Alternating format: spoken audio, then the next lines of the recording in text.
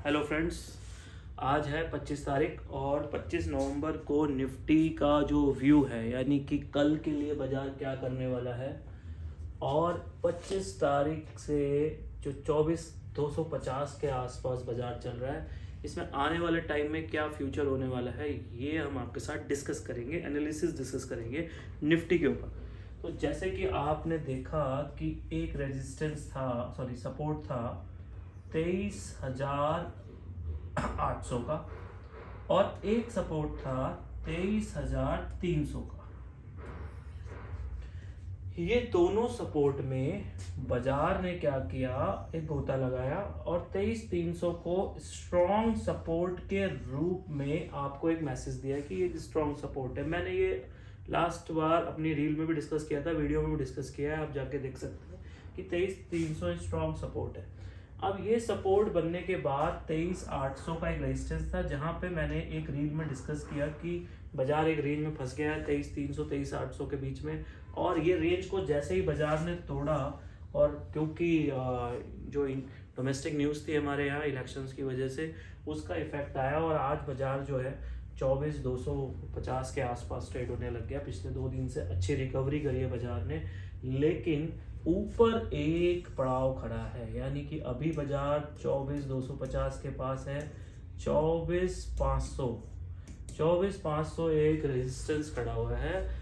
ये तोड़ेगा बाजार तो शायद प्रॉफिटेबल होगा।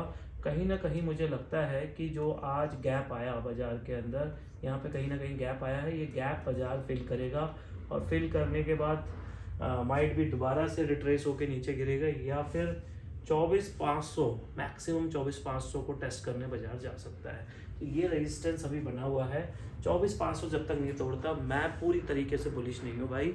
मुझे ऐसा लगता है कि बाजार एक बार फिर से एक फॉल दिखा सकता है। तो कहीं ना कहीं इस समय 23,800 का जो सपोर्ट है वो स्पेशल सपोर्ट कहलाएगा। 23,800 के नीचे बाजार जब जाएगा तो शायद से फिर से एक फ्री फॉल शुरू हो सकता है। तो अभी की जो रेंज है वो मैं आपसे डिस्कस कर रहा हूं कि कहीं ना कहीं 24,500 और 23,800 के बीच में बाजार फंसा हुआ है। ये पहले जो 500 पॉइंट की रेंज थी, इस समय 700 पॉइंट की रेंज हो चुकी है। तो रेंज भी बढ़ गई है, दायरा भी बढ़ गया है, बाजार पॉजिटिवनेस में भी दिखा रहा है। लेकिन ये रेंज कब तक बनी रहती है, इसके लिए कल का दिन देखा जाएगा, परसों का दिन देखा जाएगा। तो अगले 2 दिन में बाजार 24,500 मैक्सिमम रेजिस्टेंस को टेस्ट कर सकता है। 23,800 दोबारा आ सकता है। 23,800 टूटेगा तो फिर हम नीचे की ओर फिर से ट्रेंड को फॉलो करना शुरू कर देंगे, क्योंकि ट्रेंड तो अभी भी डाउन है, ट्रेंड अभी पॉजिटिव नहीं हुआ है। इसी व्यू को अब मैं चार्ट के माध्यम से आपको दिखाऊंगा निफ्टी के अंदर और बताऊंगा कि निफ्टी किस तरीके से चार्ट पे काम कर रही है। आइए जानते हैं।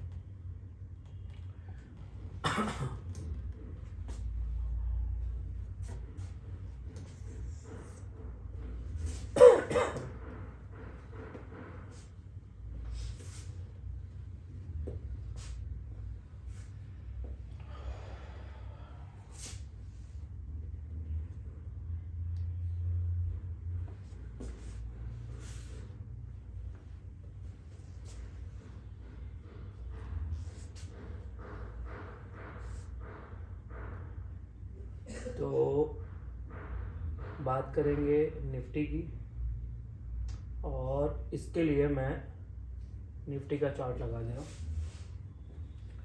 ये ऑलरेडी कुछ सपोर्ट रेजिस्टेंस मैंने बनाए हुए हैं। ये 23,800 के पास का लेवल था और एक लेवल हम और डिस्कस करते हैं। ये 23,300 का लेवल था। अगर आप देखेंगे एग्जैक्टली 23,300 के आसपास से बाजार रिकवर हुआ है। तो 23,300, 23,800, 24,500, फिर 24,800, फिर 25,200 और फिर 25,700। तो निफ्टी का पूरी रूपरेखा आपको नजर आ रही होगी, लेकिन इसमें एक बहुत ही इंपॉर्टेंट चीज मुझे नजर आ रही है, वो मैं आपके साथ आज दिखाना चाहूँगा थ्रू द ट्रेंड लाइन। तो जनरली ये पैटर्न काम करता है। ये एक पॉइंट है निफ्टी में और एक पॉइंट ये वाला है, यानी कि मैंने दिस एंड दिस इन दोनों को ज्वाइन किया है और यहाँ पे कहीं ना कहीं सपोर्ट लिया है बाजार ने, और ये दोनों पॉइंट्स के हिसाब से एक पैटर्न तैयार होता है। और वो पैटर्न क्या है मैं अभी डिस्कस करूँगा आपके साथ। वैसे तो इस पैटर्न की एक्यूरेसी 90% होती है, इन इंडियन मार्केट में कहीं ना कहीं ये 80% काम करता है, 80%। ठीक है, ये पैटर्न है वुल्फ वेव। तो आइए मैं वुल्फ वेव के बारे में थोड़ी सी चर्चा आपसे कर लेता हूँ। तो पहले तो मैं आपको बताऊंगा कि ये वुल्फ वेव क्यों है। देखिए, ये 5th वेव है और ये काउंटिंग में 4th है, ये 3rd है, ये 2nd है और ये 1st है। आप लोग गूगल में जाके वुल्फ वेव का पैटर्न सर्च कर सकते हैं, इमेजेस में मिल जाएगा और वहाँ से इसे कंपेयर कर सकते हैं। जनरली वुल्फ वेव जब बनता है डाउन ट्रेंड में तो वो बाय के लिए बनता है और अच्छी मूवमेंट देता है। ये जो स्पीडली रिकवरी आई बाजार के अंदर, ये वही है। और इसके बाद ये इसमें ज्वाइन करने पड़ते हैं हमें। अगर मैं बात करूं तो हमें 1 और 3 को ज्वाइन करना पड़ता है एक लाइन से।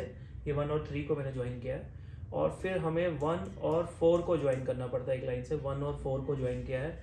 और कहीं ना कहीं जो 5th पॉइंट है, यानी कि बाजार का जो लो है, वो 1 और 3 की लाइन से जब नीचे डीप मारता है और रिकवरी देता है, यहाँ रिकवरी दी तो यहाँ एक बाय सिग्नल एक्टिवेट हो जाता है और उसका जो टारगेट है वो 1 और 4 वाली लाइन है। 1 और 4 की जो लाइन है वो आपका एक्सपेक्टेड टारगेट कहलाता है, ETA कहलाता है।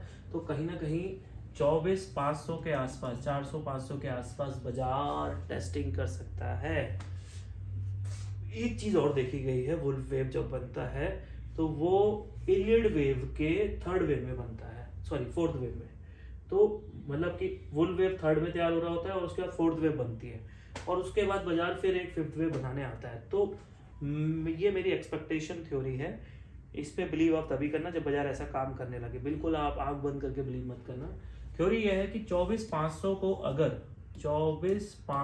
को अगर बाजार रेजिस्टेंस मान लेता है और बाजार गिरने लगता है तो भैया नया लो फिर से लगेगा, बाजार फिर से नए लो की तरफ आएगा और बाजार 23,000, अब की बार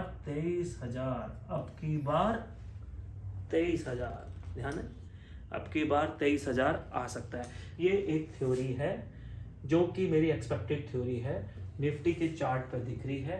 तो ETA यानी कि 24,500 तक का वेट करिए। उसके बाद बाजार अगर डगमगाने लगे, बाजार में दम खत्म हो जाए, वॉल्टिलिटी लो हो जाए, लोग काम करना बंद कर दें, बाइंग आना बंद हो जाए, बाजार जो है नैरो होने लग जाए, समझ जाइए 23,000, अब की बार 23,000। ठीक है, इस तरीके की रिसर्च के लिए, एनालिसिस के लिए हमारे चैनल से जुड़े रहिए। यूट्यूब को हमें जरूर सब्सक्राइब करिए और इंस्टाग्राम में भी हमारा फाइनेंशियल कॉरिडोर के नाम से चैनल है, वहाँ मुझे फॉलो करिए। इस तरीके की धमाकेदार रिसर्च आपके लिए लाता रहूँगा।